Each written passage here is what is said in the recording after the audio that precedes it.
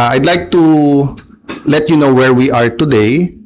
So, all sides were saying na sana hindi maipit yung Senado. So, early this morning or late last night, I sent a letter to our legitimate Secretary of the Senate. Legitimate because if you follow the rules, hindi siya pwedeng tanggalin kung walang 13 at hindi pwedeng palitan kung wala rin 13. So I'll make that clear, ha? Senate President Pro Temp, Senate President, Secretary of the Senate, o SAA, kailangan niyan 13 ang botong ilagay, 13 ang boto pag tinanggal. Hindi nila sinunod yan. So meaning, hindi legitimate si Attorney Bantug, no?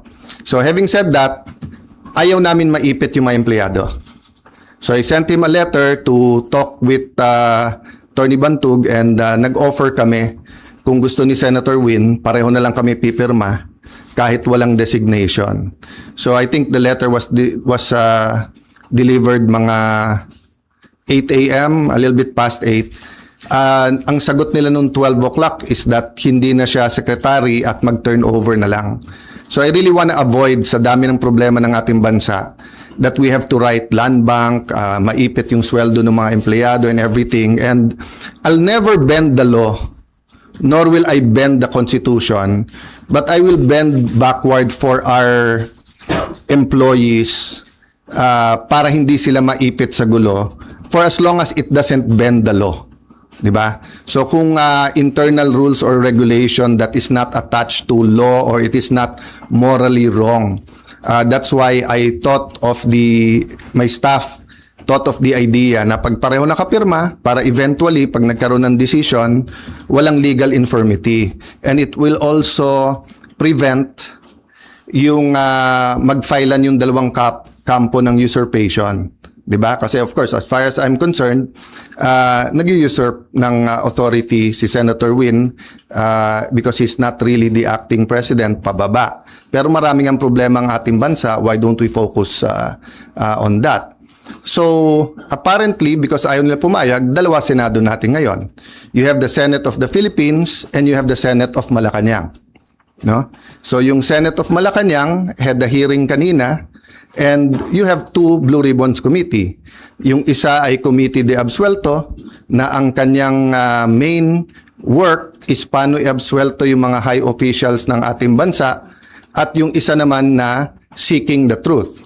So am I saying lahat ng sabihin ng 18 ex-Marines ay completely true? No. What I'm saying is nga, give them a chance. I heard they have other evidence, including videos. I heard that if they come out and there's full support na nararamdaman, may iba pang mga witnesses na may mga dokumento, may mga ebidensya na lalabas din. So as a nation, we have to decide whether the Senate will be under the thumb of Malacanang. And now that it is very clear to us that the biggest ever corruption scandal is the flood control scandal, if it's acceptable to us that we witnessed this morning, the biggest cover-up committee hearing of our generation. Diba? So, ganun lang kasimple yon. So, in the same manner na nag-propose kami na parehong pipirma, I have not talked to Senator Marcoleta, so hindi ko alam kung papayag siyang dalawa silang chairman or whatever, but we have to find a solution that yung mga witnesses ay makakapunta ng malaya na protektado ng batas at independent yung Senate. Sir, Yes. good afternoon po. Good afternoon. Dalawa lang, sir. Yung comment nyo sa resign call sa inyo, and sabi po ng Malacanang kanina, open si BBM na magpatawag na special session ng Congress. Magkakaroon ng special Unahin ko yung Congress. special session, okay? Yes po. So, I had two communications with them sa Malacanang. And both cases, sinabi nila sa akin, hindi pa handa yung mga bills na gusto nilang ipapasa para dun sa uplift. So biglang nung nagpalit ang majority, biglang kailangan ng special session dahil may bills na. Actually, kung may official silang bills, dapat na i-file na yon para na-refer na sa committee, di ba? So sabi nila, inaayos pa nila. But having said that, kung bigla nilang naayos from the time I had discussions with them, may LEDAC, pinospone nila the day before, tinawagan ako ng secretary na head, and then sabi niya, "Sir, pwede ba ituloy bukas?" Sabi ko, "Kayo nag-postpone, ready ako." Tapos hindi rin naman nila tinuloy. Yung sinasabing magtrabaho tayo, nagtatrabaho kami. Ready kami magtrabaho. Sila nag-walk out, kaya nagkaroon din kami ng parliamentary tool na ginamit. Sinasabi ni Senator Lacson paulit-ulit, and I feel bad for the generals, and I apologize in behalf of the whole Senate, both the majority and minority. But nakita nyo naman, after nila kinonvene illegally ang session, ano bang ginawa nila? Nag-adjourn sila sine die. Ang calendar natin pwede pa hanggang Friday. Hindi naman nila tinuloy yung session ng Thursday, Friday. Sasabi nilang mga gusto nilang ipasa eh. So ang problema natin sa kabila ay double standard. Iba ang sinasabi, iba ang ginagawa.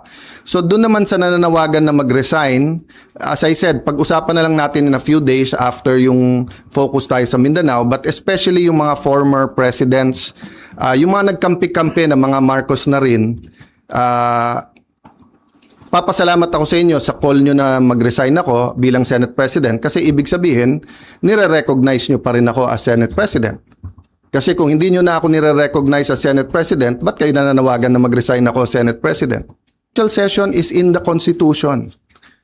Yung ginawa namin nung bago matapos yung bago mag-sine die is precisely because aagawin nila yung committees at kailangan matuloy yung hearing tungkol sa Blue Ribbon. Aside from that, let's remember that the committees can continue to work. Nung pinauwi ni Senator Win nung Thursday, yung mga empleyado, may Senate hearing pa si Senator Pia.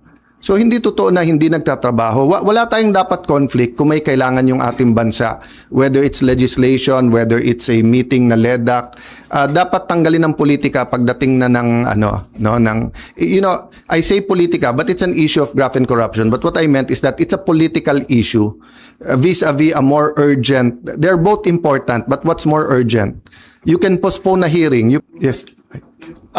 Sino po ang tatayong presiding officer sa impeachment trial? At may update po ba kayo sa... As soon as they have 13, walang problema sila na. Okay, so I have to assert, because may pinaglalaban tayo. Pinaglalaban ko hindi yung si Alan Cayetano ang Senate President. Ang pinaglalaban natin, ang Senado hindi pwedeng rubber stamp ng Malacanang. Hindi pwede na hindi independent yung Senate. Hindi pwedeng may hearing ka katulad kanina, yung bibig na bumubukas ay senador, pero yung lumalabas na salita galing sa Malacanang. Ano pong rule sa pagpili ng presiding officer sa impeachment trials? They illegally amended the rules. They illegally had a session, di ba? So in due time, there'll have to be something that will decide, di ba? But in the same manner na ina-assert ni Senator Win na he's the acting Senate President kahit na walang legal basis whatsoever, I have to assert, not for myself, but for the truth and for the Constitution. But it's still 1 month eh. 'Di ba? At hindi kami nakikipag-agawan sa silya doon. So for example, yung Senate Secretary, dapat siya yung ngayon nag-aayos para diyan sa pre-trial. But nagte-take over sila Attorney Bantog. So we're doing it very patiently because nga we don't want the whole Senate to be affected.